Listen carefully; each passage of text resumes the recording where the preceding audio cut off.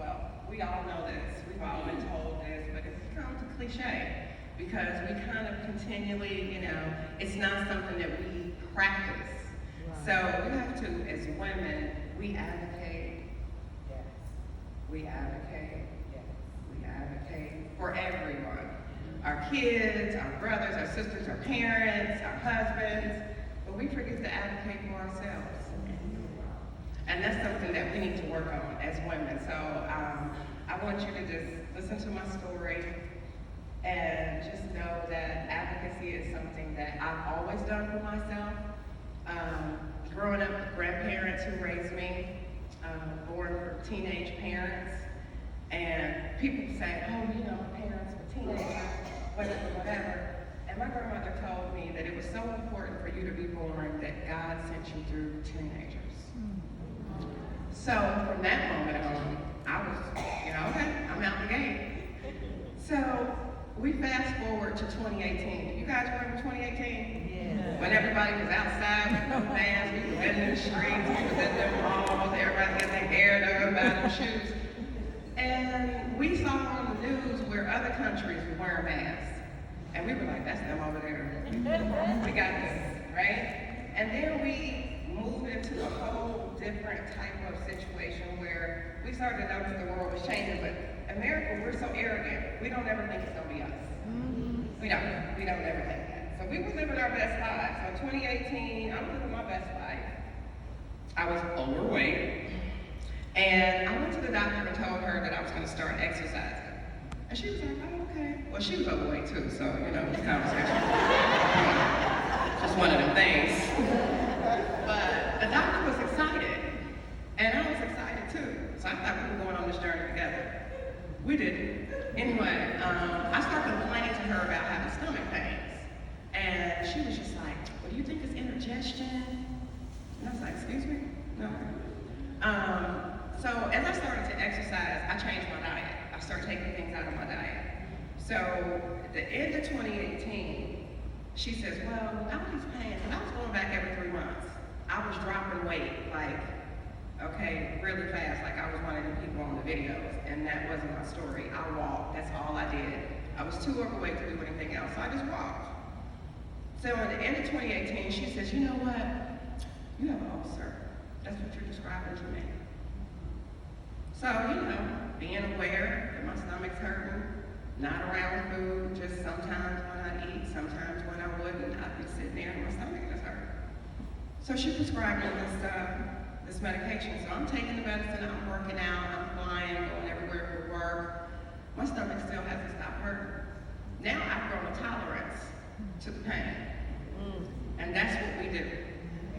We grow a tolerance to the pain. We put a little salve on it. It hurt a little bit.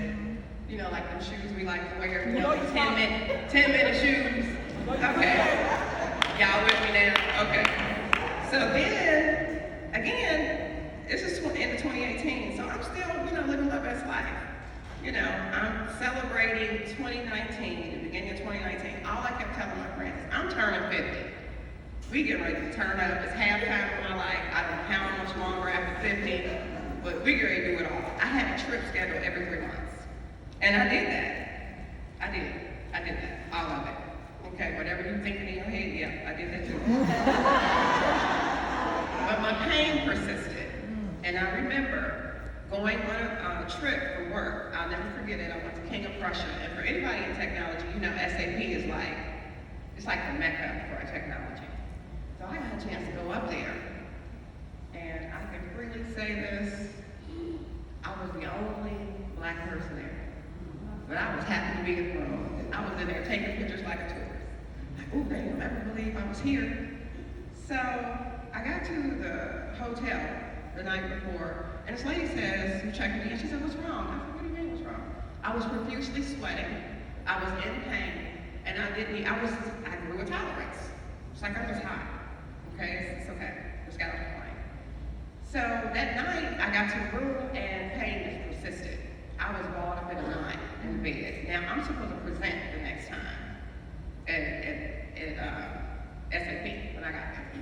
And so I got there, I was doubled over like the lady with the issue of blood, like we all visualize her. That was me.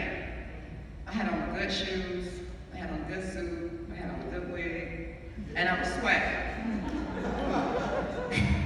I mean, my face was shining like a penny, and again, I was the only white person, and they were like, oh, ma'am, are you here with this other group? No, I'm here to teach the training. So throughout the whole thing, I'm hurting. I get on the plane, I move my flight up to come back. I'm like, no, I'm going to the doctor. This lady already told me something. So I go to the doctor, and she says, well, you've been on the medicine, you changed your diet, you're doing good, you lost 30 pounds. I'm walking, that's how I'm doing is walking. And I done lost 30 pounds within 6 months. So, I'm happy because, I can wear some stuff I couldn't wear before. I didn't have to wear all the Spanx. So I demanded for her to do tests. And that's where I went from awareness to advocacy. Because I was like, first of all, I don't care about having no insurance, but I did have insurance. So what are we doing? Like, it's just a note for you have to write. So she was like, well, we could just check, and you might have a food allergy. We'll go ahead and let you do an upper GI. So I go get the upper GI, you know how that thing goes. You gotta have somebody drive you. I'm so non-compliant. I park my car around the corner. That's my aunt, so I have to check to make sure I ain't wearing it well. I park my car around the corner, don't do this. And went got the upper GI, the little man come out, and he says, I don't see no, he's Indian descent. I don't see no ulcer. I don't see no scarring that I also existed. Oh, now I'm hot. I'm a raging man. Because I've been taking this medicine for a year and a half. And there was no ulcer. So I'm like, okay, what's the deal? So I'm calling her, texting her, and she say I'm a techie. So I'm on my chart, sending her messages at a rapid rate speed. Like, lady, you need to see me with quickness, because we need to figure this out. So I stopped taking the medicine, obviously. And so I go back, and so the doctor said, oh, there wasn't an ulcer? Like, she shot too. So again, I'm like, this is not turning out well for me. So she said, oh, well, we can go ahead and get you a colonoscopy because you turned 50 now. Really? I never asked for a discount. I never told her I couldn't afford it. Why was that not offered up? So I was upset. I was really ticked off. So after that, right. So after that, I go get the colonoscopy. It's scheduled. It's a couple weeks out. You got to do the ugly drinking the stuff, right? So I'm drinking stuff that night in the house. I'm screaming and hollering because it's in pain. Like I'm in pain. Okay, like why am I having this much pain? So I get to the colonoscopy. My lovely RA took me because she's retired, and we're talking about going to breakfast. So I go in, come out, and I have to be honest, the doctor, he was cute, he was hot. I'm sitting there, no makeup on, no bra, I'm looking on, but I had to say that because he was. And he actually stays in my story. So anyway, I wake up, and he comes in, and he touches my foot. Now, I'm ready to get my clothes on and go to First Watch. I'm not thinking about this dude, right? So he puts his hand on my foot to stop me. He said, ma'am, we weren't able to get the camera inside because you have a tumor that's almost in your rectum. And I took a biopsy. I'm pretty sure that what I'm looking at is cancer. My aunt's eyes, I'll never forget it. Her eyes was like, what? I looked at her, she looked at me, and I said, cancer. She says, well, he says, well, before you woke up, I've already contacted the oncologist. I've already contacted the colon specialist. So their offices will be contacting you on when you're supposed to come in. So I'm still sitting here trying to grab onto what he just said. I said, I can't do this. I have to go to work. Because this is what we do as women. Come on now. This is what we do as women. So I was like,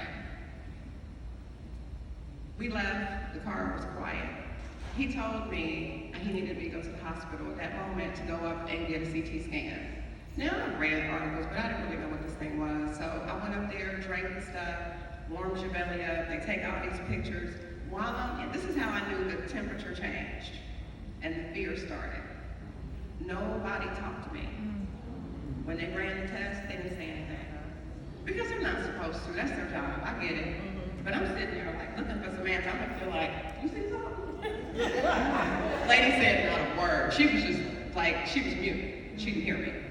So I walked out, me and my aunt leave, she drops me off, and I tell her, please don't say anything to anybody, because I'm a processor. I have to process things mentally.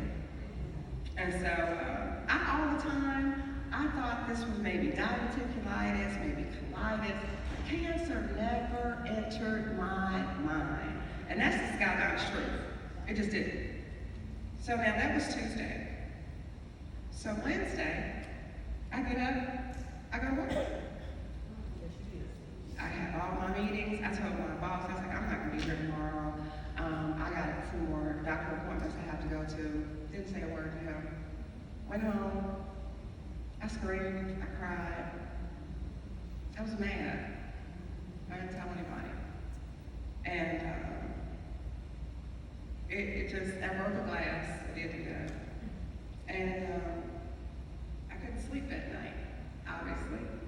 And so I'm from the school of thought. It's not the length of your years, but the years in your, yeah. So I prayed and I asked God, is this it? If this is it, just tell me. And I can prepare for whatever. And went to bed. I did fall asleep, believe it or not. Went to sleep. And in my sleep and in my dreams, God started showing me my future. So I knew it wasn't going to die.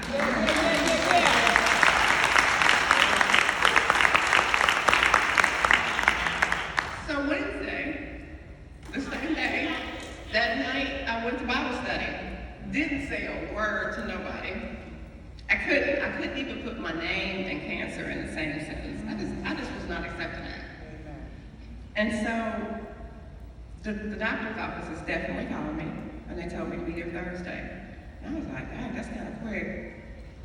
So I go to the doctor, my girlfriend, she's like the person that cries. She cries at movies. I don't do that. And I asked her, why are you crying? You don't know these people. This is a movie.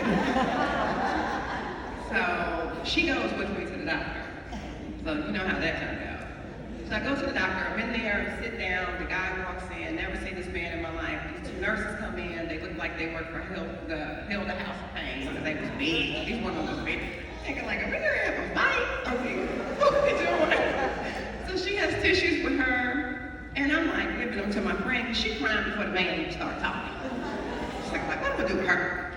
So as you walk in, you know, the little camera, and you know, it's like moving. The stuff is moving on the camera. I see my name up in the corner.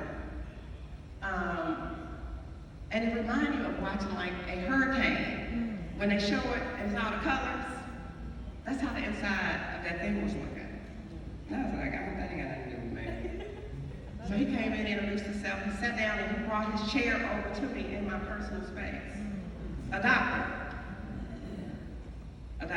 This has never happened to me. So he put his hand on my knee. I'm thinking like, hold up, player. What are you doing? I was caught off guard, really, because that's a personal space, and I do have personal space challenges. So there you go. So he told me, he said, ma'am, he said, you're 90% blocked. He said, it's dangerous for you to even leave the hospital today. She crying, she's just like, I'm like, girl, please. So he said, you do have cancer, and it is a metastasized all the way to your liver, and it's on the other side of your colon, not only the part where we use for the colonoscopy, but it's also on the other side. You have two little masses on the other side. I said, oh, okay. So he says, well, it's on your liver, and it's just laying on top. He said, there, okay. He said, but you have two options. I said, okay, give them to me. And so then I said, first, before you tell me my options, tell me this. Am I going home to plan a funeral, or can we meet this? And he looked at me. No, because I need to know where he's at. Come on now. You know, I know where I'm at, but I need to know where he's at. Right. Because that's another thing. When you find out your doctor's not on the same plane, it's time to go. It's time to go. You know, my grandmother used to always say they practice in medicine, they practice in medicine. I believe in technology. I love technology. I believe in doctors. I believe that they are here for a purpose, but we also understand they are people. And when you walk out, they on to the next. And I respect that. I mean, I have really close friends that are doctors. So he told me you have two options. He said you can start chemo and hope that you don't rupture your colon. If so, game over. Those were his words.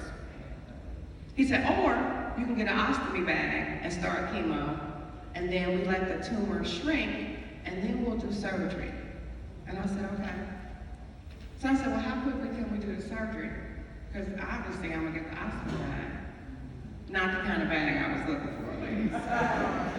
He says, well, you could be back here tomorrow at 6:30. So we went from Tuesday to Friday, and I'm going to surgery. So I go have the surgery. I'm in there. First of all, disclaimer, I've never had any children. I've never even spent the night in a hospital. The nurse was talking to me like I worked there. She was like, oh, you gotta get this lever on the side. I didn't know the bed did all that because I went to visit people in the hospital, but I never paid attention to that. So I had to tell her, like, ma'am, I've never been in the hospital before. What are you talking about? And can y'all not when y'all come in? And she just looked at me and walked out. She was just like, where this chick come from? So I come home. The week later, my best friend Stacy takes me to go get my chemo report. Now Stacy's real thorough. Shout out. She's real thorough. She checking the nurses and all this. I'm like, girl, they don't want to scoop for this. We got this. So they put the port in. I come home. I go to chemo the next week. So the next week I'm in chemo. I'm like, okay, I don't know what this is like. I have no idea. So they explained it to me. They said you're gonna go sit here for 6 hours, then you're gonna take a pump home, and it's gonna run 2 more days. That's 1 round. I had 12.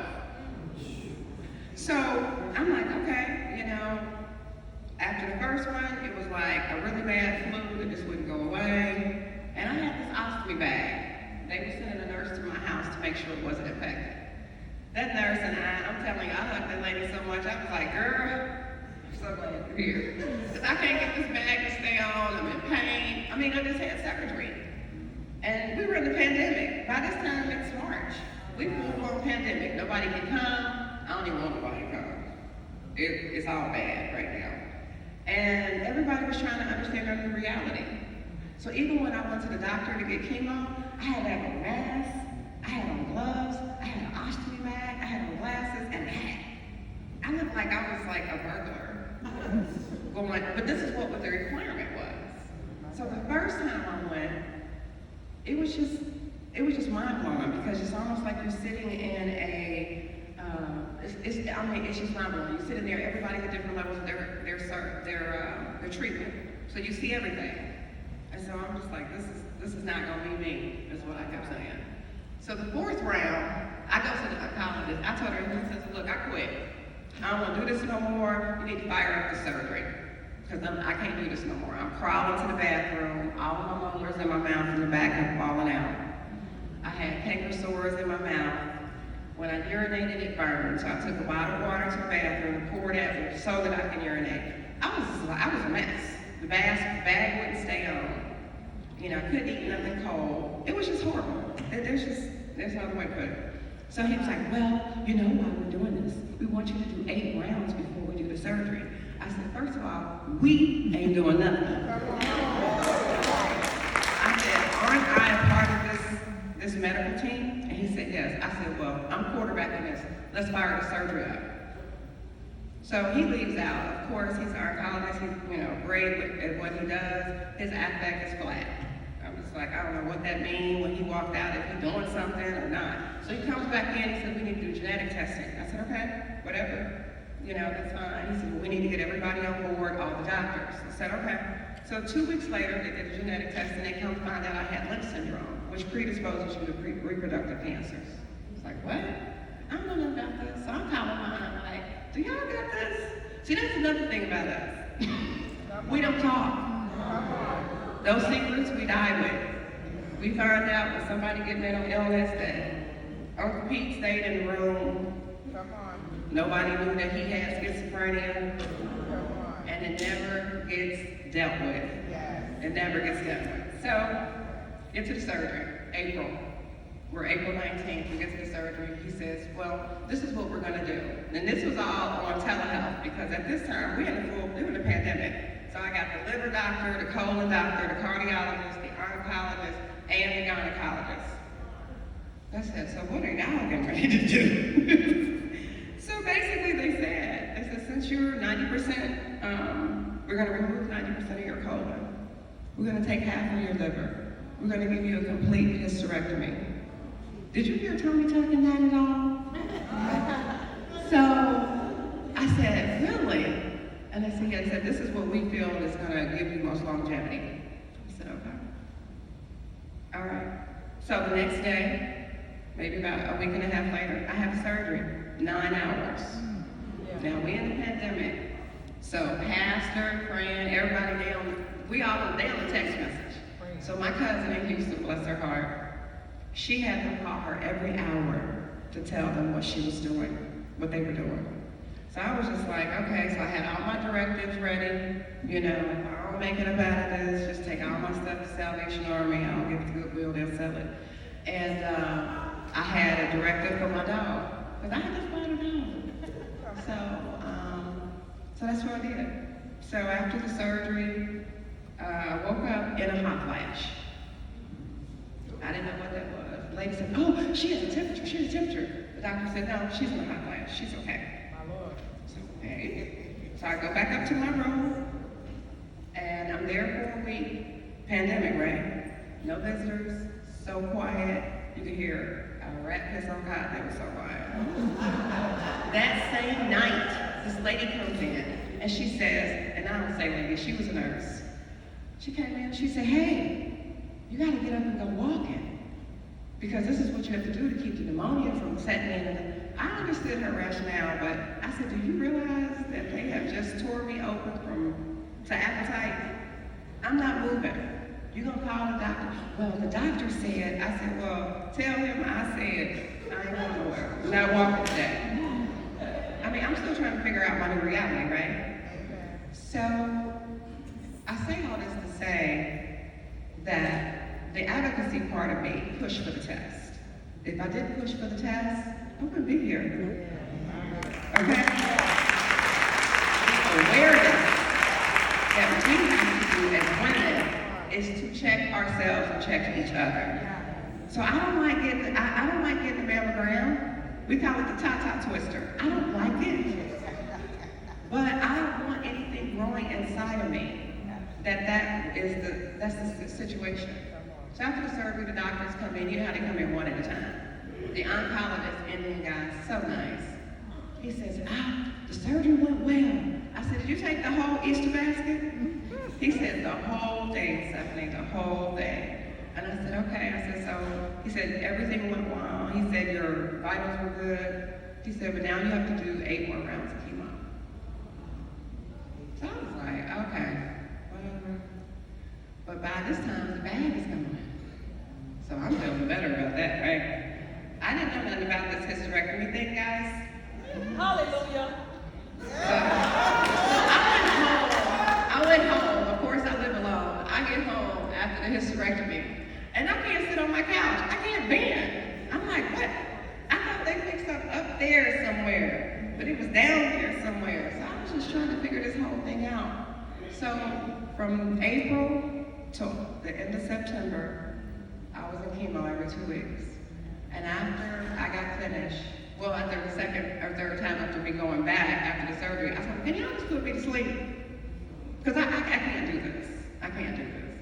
It was very lonely. It was very telling. I had a lot of time to talk to God, but I also had a lot of time to really focus on what it is I needed to be an advocate for. So I'm sharing my story today because I don't want anybody to go through this. When I tell you I want to take that one for the team, I sincerely hope that sharing my story today will not only help you be aware, but get rid of your fear and move toward advocacy for yourself. Amen. So again, health is wealth. Thank you so much for listening.